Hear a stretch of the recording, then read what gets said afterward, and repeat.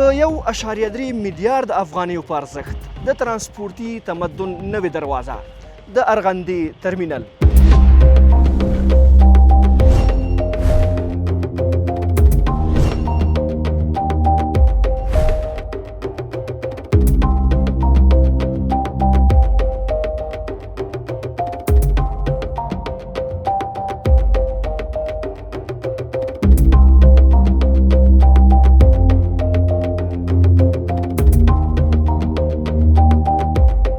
دې طرح او ډیزاین د داخلي انجینر صاحبانو لخوا شوی دی او که نه تقریبا در حدود 50% کارش الحمدلله پیش رفته او 70% کاهش پیدا میکنه انشاءالله. ترانسپورت هوایی چلن وزارت تقریبا په ټول هیواد کې د 70 څخه زیات پروژې فعلا تر کار لاندې دي.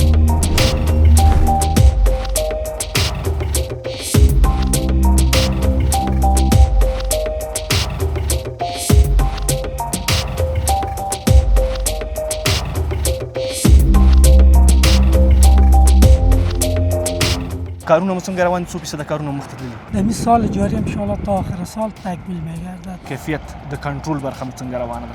اگر نقصان کردیم کشور از یک کاری بکنه که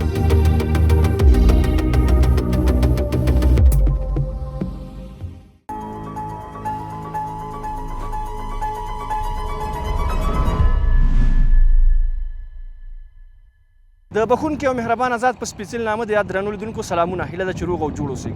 یو ځل بیا مې غزامین الحق امینی یوې ځانګړې خپرونې ته هرکلی کوم. دا د هیواد د آبادۍ په برخه کې یوه ډېره ستره پروژه ده چې دلته د کابل په غربي برخه کې عملي کیږي او په 2025 کال کې د رغېدلو چارې پیل شوې او په هغه وخت کې د ترانسپورت او هوایي چلن د وزارت له لوري دلته د ترمینل د جوړېدو لپاره چارې پیل شوې او پرانیستی هم د اسلامي امارت د ریاست الوزرا اقتصادي مرستیال ملا عبدالغني برادر وکړله. دغه پروژې ته 2 کاله وخت ورکول شوی دی چې دغه پروژه باید پکې بشپړه شي. لکه څنګه چې ګورئ د دې پروژې په مختلفو برخو کې په اوس وخت کې کار جریان لري او زموږ هغه ورونه چې تخنیکي ټیمونه دي همداشان که کاري پرسونل دی بشري قوه په هر ځای کې تاسې ته تر سترګو کېږي او هر ځای کې د دې ترمینل کار جریان لري. په دې ترمینل کې تقریبا 42 مهمې او ضروري ودانۍ په نظر کې نیول شوي دي او د ترانسپورت وزارت له لوري دغه ترمینل ته 1.3 میلیارده افغانۍ ځانګړې شوي تر څو پورې په منظم شکل باندې او په ډیر معیاري شکل باندې دلته ورغېږي. موږ په تیر کې دغه ډول ترمینلونه د هیواد په داخل کې نه درلودل خو له نیکه مرغه چې د ترانسپورت وزارت دغه برخې ته پام شوی دی او دغه برخه هم یو څه قوي شوې ده او په اوس وختونو کې د هیواد په مختلفو برخو کې دغه ترمینلونه تاسې ته تر سترګو کېږي. د دې ترڅنګ د ترانسپورت وزارت له لوري د برقي دروازو هغه چارې هم ډېر په منظم شکل باندې روان دي. همداشان د کابل په شرقي برخه کې هم تاسې د دغه دروازو هغه نمونې لیدلی شئ. همداشان د ترمینلونو هغه سلسله چې دلته روانه ده هغه هم تاسې عملاً لیدلی شئ. موږ کوښښ کوو چې د دغې مهمې پروژې د انجینر صاحبانو سره د دې پروژې په مختلفو اړخونو باندې وغږیږو، خبرې ورسره وکړو او هغه سهولتونه چې د دې ترمینل د جوړېدو څخه به وروسته رامنځته کېږي په هغې هم ورسره خبرې اترې کوو. خپرونه تر پایه وګورئ.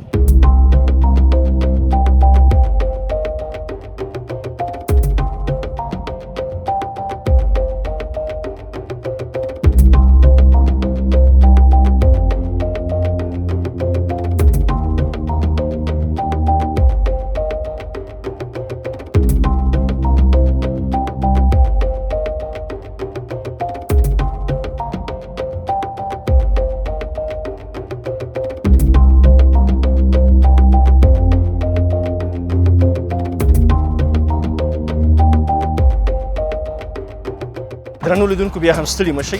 که څنګه چې ګورئ د همدې پروژې په کاري ساحه کې یم او د دې پروژې لپاره د ترانسپورت او د هوایي چلن د وزارت لخوا مسؤل انجینر صاحب زاهد الله زاهد له ما سره ولاړ ده. له دوی سره به د دې پروژې په تخنیکي اړخ باندې بحث کوو. انجینر صاحب ستړی مه شئ. تاسو ستړي مه شئ. خیر راغلی. مننه، خوشحاله اوسئ. انجینر صاحب کارونه مو څنګه روان دي؟ ګورو په هره برخه کې د دې پروژې کار روان دی. څنګه ګورئ دا کارونه؟ الحمدلله کارونه خو په ښه شکل او ښه کیفیت سره د مهالویش او د پلان مطابق روان دي او موږ هم کوشش کوو چې کارونه په ښه کیفیت سره هغه څه ډول چې ډیزاین شوي دي او د انجینري معیاراتو مطابق دی هماغسې دلته په ساحه کې تطبیق شي او په مخ لاړ شي. ډېر ښه انجینر صاحب، ډېره یوه حیاتي پروژه ده، ډېره ستره پروژه ده. که د دې پروژې هغه مالي برخه باندې وغږېږي، د دې پروژې لپاره څومره روپۍ ځانګړې شوي، څومره مالي بودیجه باندې دا جوړېږي؟ دغه پروژه خو تقریبا په څه کم 300 میلیون افغانۍ باندې د ترانسپورت او هوایي چلند وزارت لخوا په دغه پروژه باندې سرمایه‌ګذاري شوې ده چې د یو خصوصي شرکت سره د دې قرارداد شوی دی. کارونه مو څنګه روان دي؟ څو فیصده کارونه مخته تللي؟ د فیصدۍ د نګاه نه که چېرته ووایو تقریبا 40% کار دغه پروژې مخته تللی دی. اوس هم الحمدلله په ټولو بخشونو باندې کار په سرعت سره روان دی. دا پروژه ټاکل شوې ده چې په 2 کالونو کې بشپړه شي. څه فکر کوئ چې تاسې ته کوم مهالویش د ترانسپورت او هوایي چلند د وزارت له لوري درکول شوی دی، په همدغه وخت کې به دا پوره شي او ګټه اخیستنې ته به وسپارئ؟ الحمدلله اوس هم پروژه د مهالویش مطابق په ښه شکل سره روانه ده او موږ هم تمه لرو چې د دغه میعاد د تکمیل څخه مخکې دغه پروژه پای ته ورسوو او ګټه اخیستنې ته وسپارل شي. انجینر صاحب، که وګورو ډېری پروژو کې د هېواد داخلي انجینر صاحبان دغه طرح او ډیزاین د پروژو ډېری دوی ډیزاینوي. کوښښ دا کېږي چې په خپلو داخلي انجینر صاحبانو باندې تکیه ډېره وشي او د دوی په هغه کوم ډیزاینونه چې دوی جوړوي خپله کار کوي په دې باندې ډېر اتکا وشي. دلته دغه پروژه چې کومه تطبیقېږي د دې طرح او ډیزاین د داخلي انجینر صاحبانو لخوا شوی دی او که نه د طرحه د بل ځای څخه راخیستل شوې ده؟ د دغه پروژې مکمله مهندسي او ډیزاین خپله د وزارت د انجینر صاحبانو لخوا خپله په وزارت کې تکمیل شوې ده او دا د خوشبختۍ ځای دی چې دغسې انجینران او علمي کادرونه موږ په خپل هېواد کې لرو او خپله د ساحه کې چې هم کوم انجینر صاحبان دي د تطبیق په بخش کې خپله کارګر چې دي خپله هم د دې هېواد انجینر صاحبان دي خپله د داخلي د خپل هېواد بچیان دي. انجینر صاحب، دې ترمینل کې څومره اتاقونه موجود دي؟ څومره مسافر په خپل ځان کې ځایږولی شي او څومره موټر همزمان یا هم مهاله دې ترمینل کې ځایږېدلی شي؟ مخکې مې هم درته یادونه وکړه دغه ترمینل څو بخشونه لري چې خپله د اساسي ترمینل ودانۍ ده، د خپله چې موږ فعلا په د ساحه کې موقعیت لرو دا خپل اساسي ترمینل دی. دا اساسي ترمینل دی چې په دې کې 4 بخش شامل دي. د دوکانونو بخش ته خپله د نمایندګیو بخش ته بخش ته او همداراز اداري بخش ته چې فعلا په کومه ساحه کې چې موږ موقعیت لرو دغه ساحه اول منزل مکمل دوکانونه په نظر کې نیول شوي دي او دویم منزل مکمل اتاقونه په نظر کې نیول شوي دي چې د اتاقونو بخش دپاره موږ VIP اتاقونه لرو، فامیلي اتاقونه لرو او ساده اتاقونه لرو. همداراز هغه بل بخش چې کوم دی د C سیکشن موږ دلته د مهندسۍ مطابق د C سیکشن دی چې 2 منزلو کې دی. دا یو غټ هوټل دلته په نظر کې نیول شوی دی د مسافرینو دپاره په 2 منزلونو کې او د A سیکشن چې د کومه تکمیل شوې برخه د یو طرف په بل طرف کې ښکارېږي په 2 منزلونو کې دا نمایندګۍ دي د موټر دپاره نمایندګۍ دي چې په 2 پوړونو کې دي. تقریبا دا هم 2 ډوله د VIP نمایندګۍ دي او ساده نمایندګۍ دي. په د VIP او ساده نمایندګیو کې ټول هغه سهولتونه چې ضرور دي په نظر کې نیول شوي دي. ډېر ښه انجینر صاحب، که وګورو په اوس وخت کې دغه د پروژو کارونه په کابل کې ډېر زیات روان دي او خپله ترانسپورت او هوایي چلند وزارت چې هم دی دوی هم فعالیتونه شروع کړي دي. د برقي دروازو دي یا ترمینلونو جوړېدل دي. ستاسې په نظر باندې کومې ستونزې او مشکلات چې د ترانسپورت له اړخه موږ لرو د کابل په ښار کې یا هم د ولایتونو چې نور څوک راځي، ځکه پلازمینه کابل دی، دلته ډېری ورونه په تجارت باندې بوخت دي، ځینې کاروبارونه لري، ځینې هم کورونه لري، دلته راځي او دلته یو څه ازدحام د ترانسپورت له اړخه موجود دی. څه فکر کوئ چې انشاءالله دغه چارې چې اوس روانې دي او دغه پروژې چې تطبیقېږي ستاسې د وزارت له لوري، څه فکر کوئ چې دا ستونزې به حل شي ورسره؟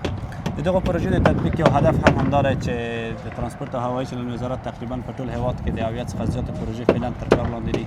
د دې هدف همدا دی چې د ترانسپورتي نظم او هغه کوم مشکلات چې د ترانسپورت په بخش کې دي هغه د منځه لاړ شي. انشاءالله د دغه پروژې په تکمیل سره به هم چې کوم کمبودیان او کوم مشکلات د ترانسپورت او خصوصا د ځمکني ترانسپورت په بخش کې موږ لرو، انشاءالله د دې پروژې او د ترمینل په تکمیلېدو سره به حل شي. یعنې د ځمکني ترانسپورت په برخه کې اوس په اوس وخت کې 70 پروژې فعلا کار په جریان لري. تقریبا د ځمکني او هوایي ترانسپورت بخش کې ترانسپورت او هوایي چلند وزارت لخوا په بېلابېلو ولایتونو او ترمینلونو او همداراز هوایي ډګرونو کې د 70 څخه زیاتې پروژې فعلا تر کار لاندې دي او د دې څخه مخکې زیاتې پروژې تکمیل شوي دي. ډېر ښه.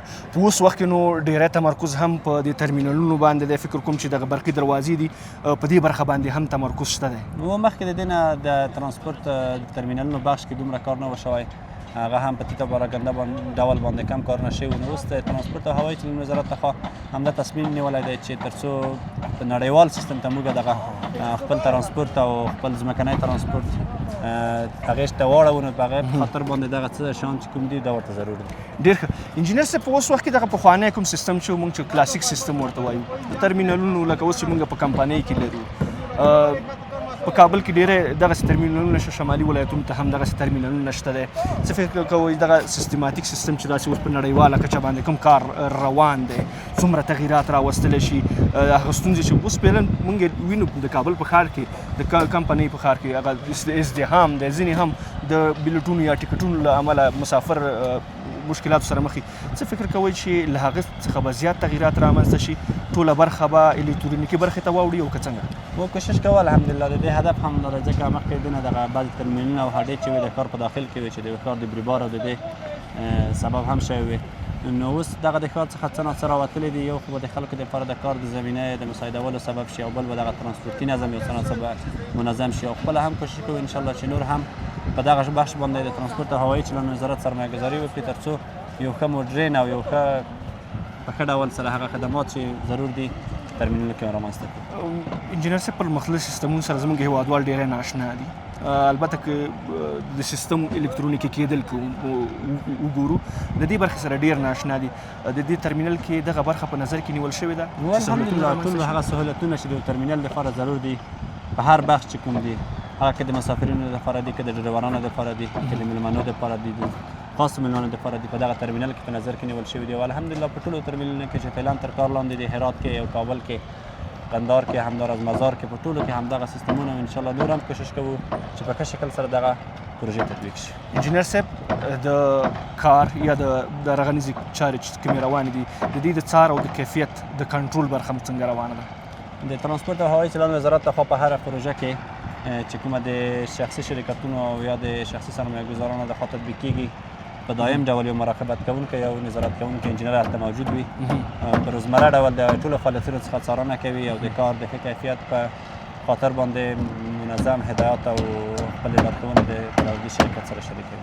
ډېره زیاته مننه که د کاري پرسونل او د تخنیکي ټیمونو په اړه راته ووایاست په اوس وخت کې په دې ترمینل کې څومره کاري پرسونل موجود دی او تخنیکي ټیمونه په کار باندې بوخت دي ځکه یوه برخه د دغه پروژو یو مهم اړخ دا ده چې زموږ ډېری هغه وروڼه چې بېروزګاره وي یا هم کار زمینه ورته نه برابره دلته د کار زمینه ورته برابرېږي دا هم موږ باید لیدونکو ته ووایو چې کومې پروژې چې اوس د کابل په ښار کې روانې دي که هغه د ښاروالي لخوا روان دي که ترانسپورت او هوانوردۍ یا د هوایي چلند د وزارت لخوا روان دي یا هم د نورو وزارتونو لوري په لاره باندې اچول کېږي یو مهم او اساسي هدف دا ده چې ستونزې مشکلاتو سره حل شي د دې ترڅنګ زموږ هغه وروڼه چې کاري فرصتونه ورته نه برابر هغوی هم په کار شي وکولی شي چې دغه بشري قوه چې موږ د هیواد په داخل کې لرو دوی هم د هیواد په آبادۍ کې مهمه منډه واخلي. انجینر صاحب دلته فعلا څومره کاري پرسونل په دغه پروژه کې په مستقیم او غیر مستقیم ډول فعلا له 1500 څخه زیات کسان کار کوي که هغه تخنیکي کسان دي او کارګر دي او نور کوم کسان په دغه پروژه کې دي او ورځ په ورځ هم کوشش کوو چې انشاءالله د کاري ټیمونه زیات کړو او نورو کسانو ته هم د کار زمینه برابره شي. ماشاءالله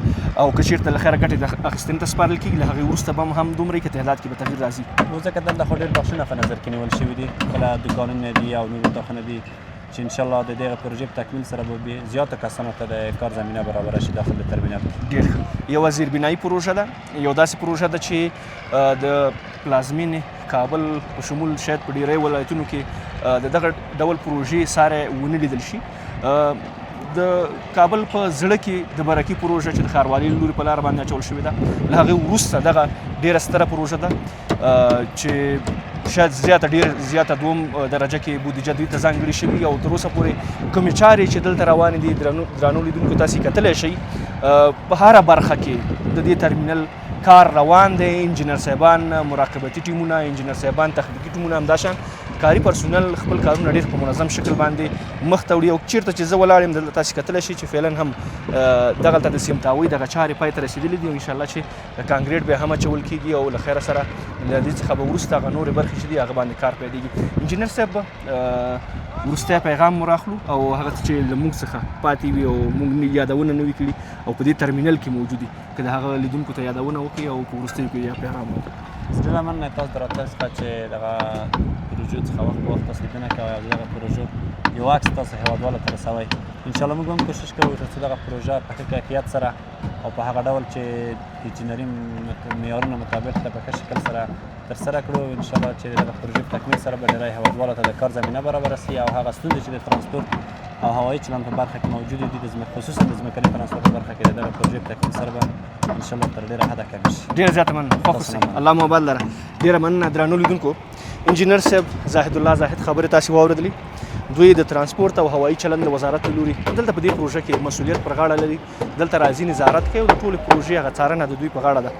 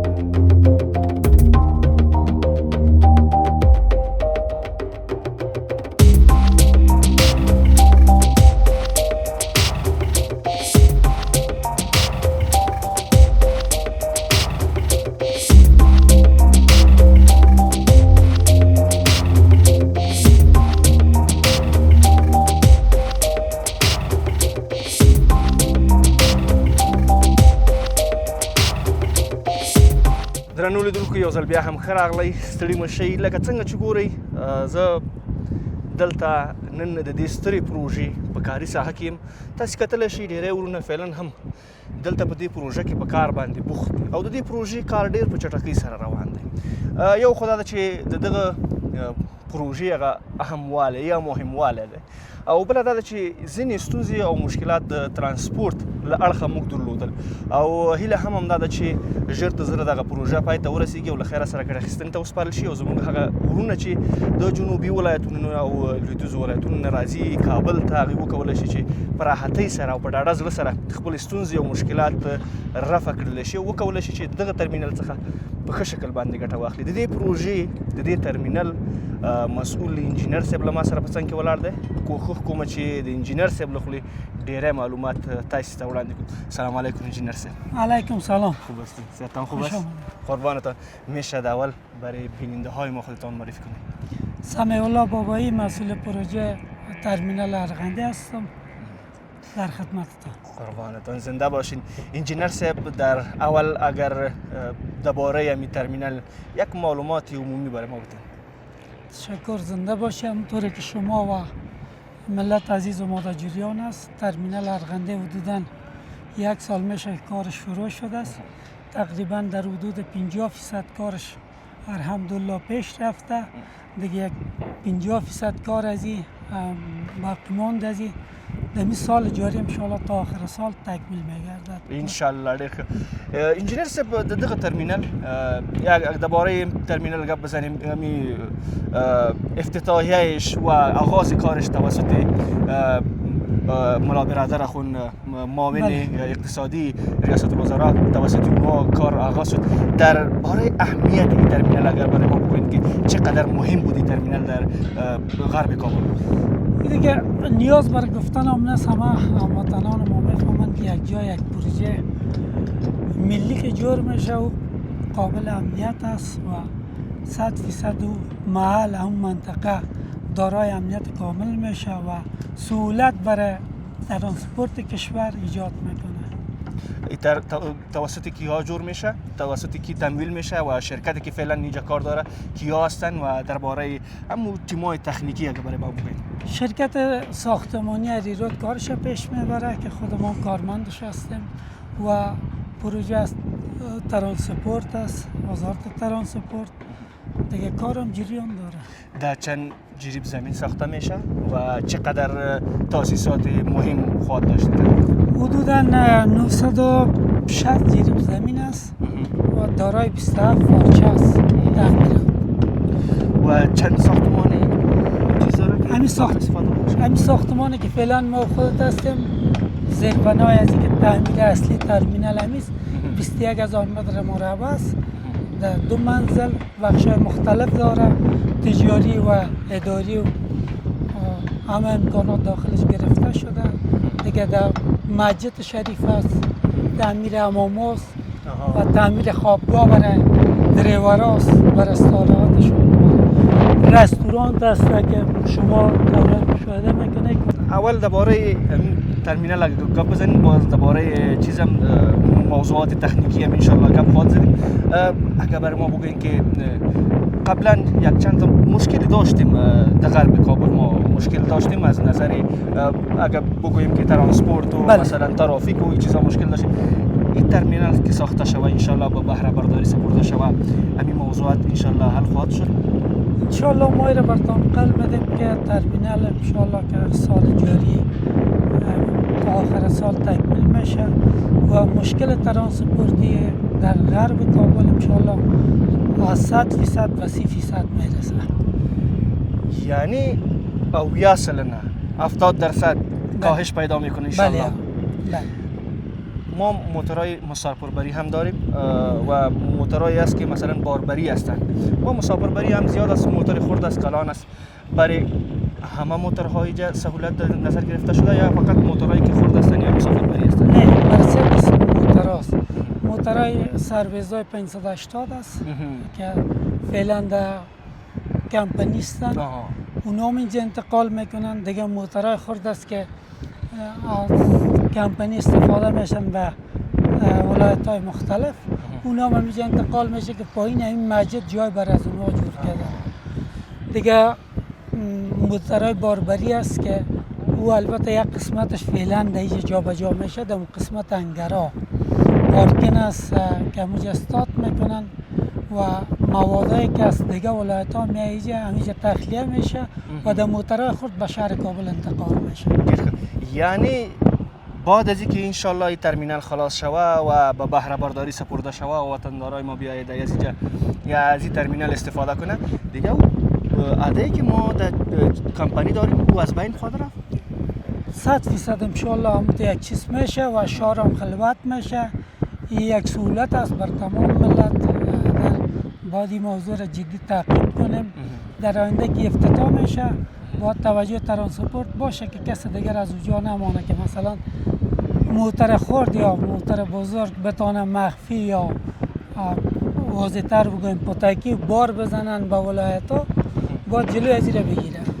بدون شک یک ترمینال دیگه هم ما داریم در کابل که در شرق کابل است. بله. و اوجا هم یک ترمینال از طرف وزارت ترانسپورت ساخته شده. اوجا هم موضوعات را در نظر گرفته شده و اینجا هم که میبینیم یک چیزای موضوعاتی است که در اون ترمینال دیده نمیشه. این ترمینال با استانداردهای بین‌المللی ساخته شده یا 100% ترمینال استاندارد بین‌المللی است و شرکتی هم که کار میکنه شرکت ساختمانی اریروت است که در افغانستان اگه بگم شاید اول اگه نباشه حتمی دوم یا در رده سوم است. انشالله کارهایی که شرکت ساختمانی اریروت انجام داده، قصر وزارت دفاع، قصر سفیدار است، ترمینال کابل است و ترمینال میدان هوایی خوست است که مسئول از اون خودم بودم. دیگه پروژه بزرگ زون پلیس هرات و میدان هوایی مزار خیلی پروژه استاندارد کار کرده. بسیار خوب. یعنی ما مطمئن باشیم، وطندارا مطمئن باشه که انشالله هیچ مشکل پیش نمیاد. از طرف شرکت ساختمانی اریروت قول میدم براتون که هیچ خیانتی نمیشه انشالله در عرض ساخت از این. 100% رئیس ما همیشه برای ما توصیهش هم است که اگر نقصان کردیم کشور از یک کاری بکنه که در آینده ما مردم بد نگیم. بسیار خوب. درنو لیدونکو انجینر صاحب خبره تاسو واوریدلې دلته چې څه هم په نظر کې نیول شوي دي ټول په معیاري شکل باندې دي. دلته رستورانتونه شته دی، مسجد هغه سهولت چې د مسجد لپاره د لمونځ ادا کولو لپاره چې مسجد ښه په منظم شکل باندې په نظر کې نیول شوی. حمامونه هم شته دی، د لویو موټرو د بار وړونکو موټرو همداشان د کوچنیو موټرو د مسافر وړونکو موټرو لپاره هم سهولتونه په نظر کې نیول شوي دي. په ټوله کې په دغه ودانۍ کې تقریبا 240 مهم تاسیسات په نظر کې نیول شوي دي چې انشاءالله چې ټول به په منظم شکل باندې چارې به پر مخ باندې وړل کېږي او چې 2 کاله کوم دوی ته هدف ټاکل شوی دی یا هغه وخت چې دوی ته ټاکل شوی دغه پروژه باید پکې بشپړه شي. انشاءالله چې کارونه ډېر په چټکۍ سره روان دي. تاسې کتلی شئ عملاً په منظم شکل باندې هر ټیم خپل کار پر مخ باندې وړي که دلته په کوم ځای کې چې فعلا موږ ولاړ یو دلته هم په دې ودانۍ کې هم کار جریان لري زموږ تخنیکي ټیمونه او هغه ورونه چې کاري پرسونل دی هغوی هم کار کوي. انجینر صاحبان تاسې کتلی شئ چې په هر ځای کې انجینر صاحبان ولاړ دي د کار نه نظارت کوي. همداشان مخامخ هم چې کومه ودانۍ موجوده ده په هغې باندې هم کار جریان لري. په منځ د دې ترمینل کې چې کومه ودانۍ ده په دې باندې هم کار جریان لري. یعنې عملا په ټولو برخو کې د دغه ودانۍ کار جریان لري تر څو پورې هغه هدف چې دوی ته ټاکل شوی دی چې 2 کلن هدف دی او 1 کال تیر شوی دی انشاءالله چې دغه پروژه به بشپړېږي او ګټه اخیستنې ته به سپارل کېږي. درنو لیدونکو تاسې د دغې ترمینل یو څو انځورونه ګورئ.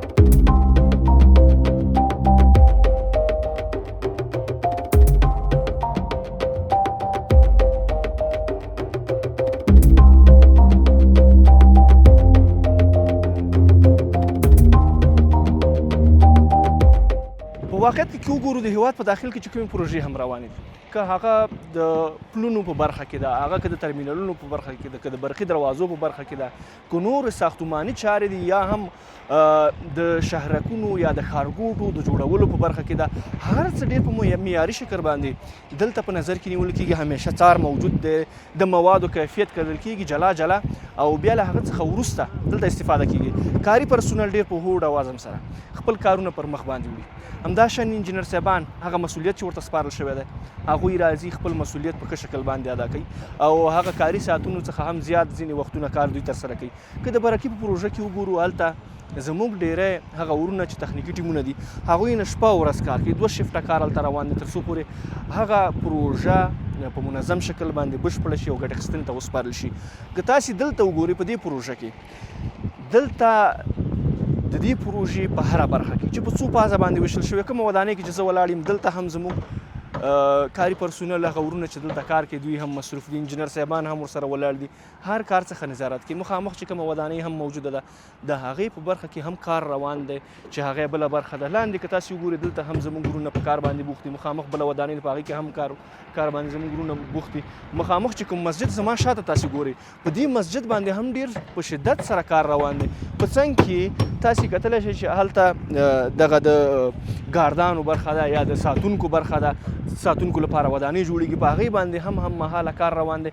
یعنې په کل کې د دغه پروژې په هره برخه کې په منظم شکل باندې کار روان دی تر څو پورې هغه مهالویش چې دوی ته ټاکل شوی دی او دوی ته ورښودل شوی چې په دغه مهالویش کې باید دغه پروژه بشپړه شي او ګټه اخیستنې ته وسپارل شي هغه دوی په ښه شکل باندې دلته تطبیق کړی. ډېری کارونه دغه ده چې مخ ته تللي دي او انشاءالله چې هغه مهالویش چې دوی ته 2 کلونو موده ټاکل شوې ده انشاءالله چې دغه پروژه به بشپړېږي. 1 کال تیر شوی دی او دغه ده چې د 2م کال په شروع کېدو سره کارونه نور هم چټک شوي دي او انشاءالله چې دا کارونه به بشپړېږي او زموږ هیوادوال هغه ورونه چې د جنوبي ولایتونو نه راځي کابل ته او یا هم په لویدیځو ولایتونو کې د هیواد اوسېږي هغوی به په راحته زړه باندې له دغه ترمینل څخه ګټه اخلي. درنو لیدونکو په دې هیله چې زموږ دغه خپرونه مو د پام وړ ګرځېدلې وي. زموږ دا خپرونه د ارغندي ترمینل ته ځانګړې شوې وه. واقعیت هم ډېره ستره پروژه وه. له انجینر صاحبانو سره په مختلفو اړخونو باندې خبرې وکړې د دې پروژې. هیله ده چې د ټول موضوعات مو د پام وړ ګرځېدلې وي.